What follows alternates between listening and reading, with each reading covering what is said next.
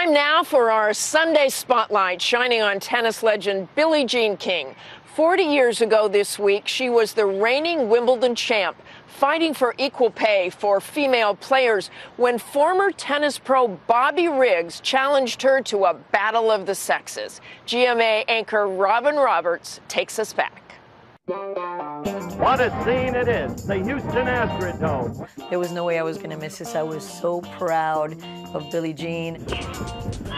Beautiful shot by Billie Jean King. I remember being so nervous I had to pace. I was so scared for her and for all of us. The comedy has gone out of Bobby Riggs.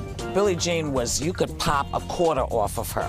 You know, she wasn't playing with him. It was a match that seemed to captivate just about all of us. Bobby Riggs, 55 years old, the proud male chauvinist. The male is king, the male is supreme. Billie Jean King, the 29-year-old crusader for women's rights. The feminist thing, how important is that, Billie? The women's movement is important to me. America's culture clash spilling onto the tennis court with an astounding 50 million viewers on edge, wondering who would come out on top. I can't even remember any kind of event in any other sport that brought out the emotion in people as this match did. 40 years ago.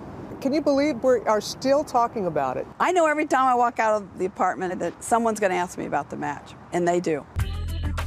But it almost didn't happen. Billie refused to play Riggs until she saw him crush Margaret Court, the top women's player at the time, in the first, less publicized battle of the sexes. I said, I'm going to have to play him now. So you knew at that moment? Oh, I knew at that moment. I had to play him. I thought we were on our way. We're changing things for women, and I wanted that to continue. But Billie, who had been fighting for equal pay for women, also worried another loss to the trash-talking Riggs could set everything back. She'll serve and volley, which she does very, very well for a woman.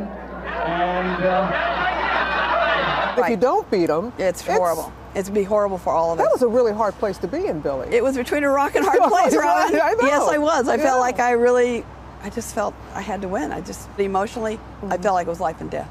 Still, she never let it show, starting with that grand entrance pulled in a chariot by men from the Rice University track team. You were like Cleopatra, and Bobby's being brought in with all these well-endowed women, let's put it like that. Were you comfortable with the spectacle that it was? The promoter of the match goes, well, you're a feminist. You probably won't want to do this. And I said, are you kidding? It's showtime. I love this. But by the time the match began, Billie was all business, surging to a first-set lead before Riggs stormed back. What were you thinking at that point? Oh, I knew I had to win the first set. I'd never played 3 out of 5 sets. So I knew it was so important. What was billed as an epic battle turned into a rout, with Billie cruising, winning 3 straight sets. It is over. Let's watch. What did he say when he hopped across the net to you? He said, I underestimated you. He was trying his guts out every point. Which is why she brushed off new accusations from a man claiming he overheard Riggs agree to throw the match to pay off his gambling debt. People are upset I beat his butt. Even 40 years later? Yeah, they are. If Bobby beat me, then he had $1 million winner take all. It was totally in his self-interest to win this match. you came out on top. He does. I have to congratulate you on that. Thank you, because dear. I was supposed to be good at that myself. I really respected him and liked him. He's one of my heroes. I stayed in touch with Bobby the night before he passed away. I talked to him. And what did he say to you on that He said to night? me, you know, I understand now what you were trying to tell me. He said, we did make a difference. And I told him I loved him, and he told me he loved me. And I think he was proud of himself. Look at that. It's okay. And so many of us are proud of Billie, who's now celebrated at the tennis center named in her honor. Her stellar play and inner fire endeared her to the New York crowd. What are we going to do with you? She's getting riled up. Today, thanks largely to this tennis trailblazer and 39-time Grand Slam champion, all 4 majors award equal prize money for men and women. She's the smartest and the wisest person I've ever met in my life. Every woman tennis player, every woman athlete should thank her personally for building up a sport and confidence and power in women. A legacy in many ways made possible by that stunning triumph 40 years ago. What do you hope that this match did for women athletes when you think of today's players? I hope that it will encourage them to help the next generations to make their lives better, because that's what my generation wanted for them. They are living our dream. for this week. Robin Roberts, ABC News, New York. Our thanks to Billie Jean King and Robin for that.